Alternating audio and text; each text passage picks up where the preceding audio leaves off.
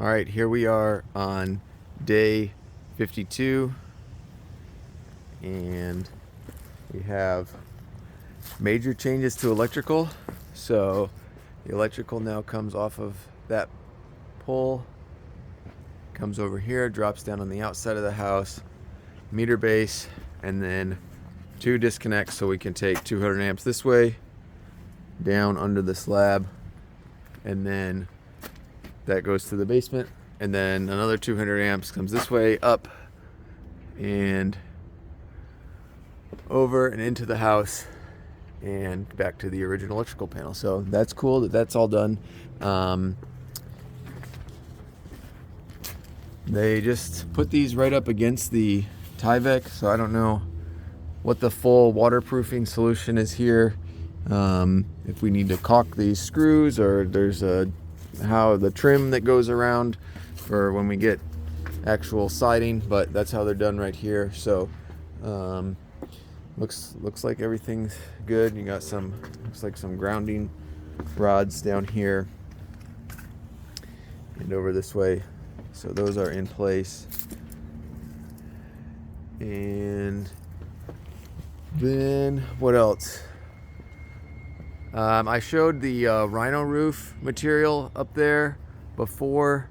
Apparently that is just temporary, to keep rain off until they're fully ready to do it. But I was told that we're going to do some type of a high peel and stick that's supposed to be with stand high temperatures under a metal roof and have some UV reflection. So that's interesting, and you can see some markings all throughout this video. You'll see markings on the in different places for the framers, so just noting things to come back and change, adjust, fix, clean up, things like that. So that was there, and then I tacked up these pieces of wood in some of these entrances. So right now we're just climbing through the window to step in, and yeah, I got a large pile of wood back there, scrap, so it looks like we're gonna have some stuff that we can build with when this is all said and done. And come into the house, just more notes for the from the framers, things to fix, that kind of stuff throughout here.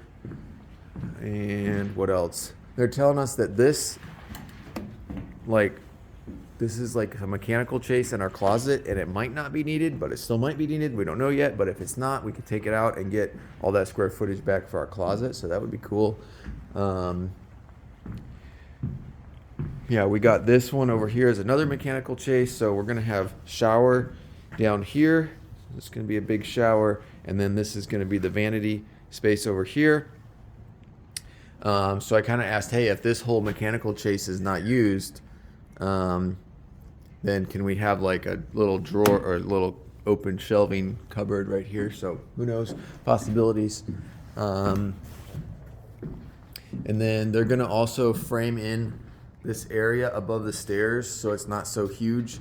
So I think it's just like basically 8 feet from where I'm standing on top of basically 8 feet at the bottom. So instead of being 16 feet high or whatever, or it'll be about 16 feet high instead of 20 feet high or whatever the difference is there. So so that'll get framed in. And then a big change today is they added a rather robust and rather insulated temporary wall here to the rest of the house, just to keep everything sealed off, keep the heat in as it's getting colder. So that's nice to have that in place. That's a lot of insulation in the 3/4 OSB there, so that'll make the inside of the house warmer. Oh, here's the electrical that we saw on the other side popping through. So it's just routing up through the ceiling there, coming in down to our existing panel. And then they made the decision to take out most of the wood ceiling here. They're going to put it back, but just as far as for all the reasons with the roof situation, the insulation situation, yeah, electrical, everything. They just thought it'd be better to take it down, store it, put it back up. So that's happening, and then yeah, I don't remember if I showed this part before, but where there's going to be some leveling work done on this concrete throughout here, and yeah, progress there. What else is happening?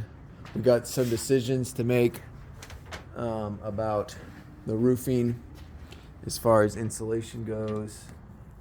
I don't know if you probably can't really see it, but there's 2 layers of the roof as far as tar, and it's like a tar and gravel roof, and then there's like a kind of a fiberboard of some kind in between, and then another layer. So if we're taking all that off and we're just going down to the metal roof, are we losing our value? Do we need to put some insulation over that? So we still got to make some insulation decisions about that. All right, that's all the leftover wood from the ceiling. So that's going to go, not really leftover, it's just the wood they took down, and it's going to go back up eventually. This is basement again. I don't think there's any major changes from last time we were looking in here, except for the electrical. So this is pretty cool. This is like the ideal location of all the locations for the new electrical panel in the basement. So obviously door to the mechanical room right here, right behind the door, electrical panel, furnace will go down there, and all the other stuff. And that should give me this whole back wall where I can put tools or just have storage or whatever. So that was the ideal spot for that panel. So that was the main thing I wanted to show down here, was just electrical running all the way through. And yeah, I think that's it for day 52. Yep. Subscribe. See ya.